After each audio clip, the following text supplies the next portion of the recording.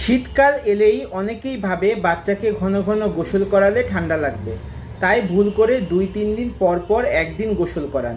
কিন্তু এটা শিশুর শরীরের জন্য সবচেয়ে ক্ষতিকর অভ্যাসগুলোর মধ্যে একটি। আচ্ছা, আপনি কি এর কারণ জানেন? শুধু দর্শক মণ্ডলী, আসসালামু আলাইকুম। আমি ডাক্তার আখতারুজ্জামান সজীব। আসলে গোসল না করালে বাচ্চার ত্বকের ময়লা, ঘাম, ধুলো ইত্যাদি জমে থাকে। এতে শরীরের স্বাভাবিক ইমিউনিটি বা শরীরের রোগ প্রতিরোধ ক্ষমতা কমে যায়। বাচ্চা ঠিকমতো ঘুমাতে পারে না, ঘুম না হলে মেজাজ খিটখিটে হয়, কান্না বাড়ে, খাবার খাওয়া কমে যায়। আরেকটা বড় সমস্যা কোষ্ঠকাঠিন্য হওয়া। শরীর পরিষ্কার না থাকলে ন্যাচারাল বডি রিদম বা শরীরের স্বাভাবিক প্রক্রিয়া নষ্ট হয়।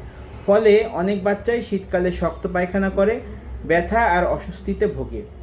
তার সাথে ঠান্ডা লাগা, নাক বন্ধ হওয়া, বুকে ঘরঘর করা, স্কিন র্যাশ ওঠা, এমনকি অ্যালার্জি পর্যন্ত বাড়তে পারে। শীতকাল মানেই গোসল বন্ধ, এটা একটা ভুল ধারণা। তাহলে আপনি কি করতে পারেন? হালকা গরম পানিতে গোসল করাবেন, দুপুরে বা রোদে গোসল করাবেন।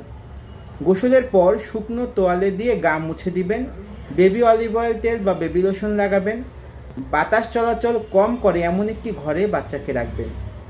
এই সহজ যত্নগুলোই বাচ্চাকে পুরো শীতকাল জুড়ে সুস্থ এবং আরামদায়ক রাখবে।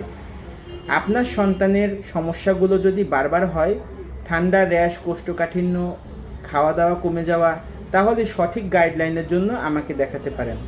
আমাকে দেখানোর বিস্তারিত নিয়ম পোস্টের বিবরণী অংশে এবং আমার ফেসবুক পেজ dr.আখতারুজ্জামান সজীব এর পিন পোস্টে পেয়ে যাবেন।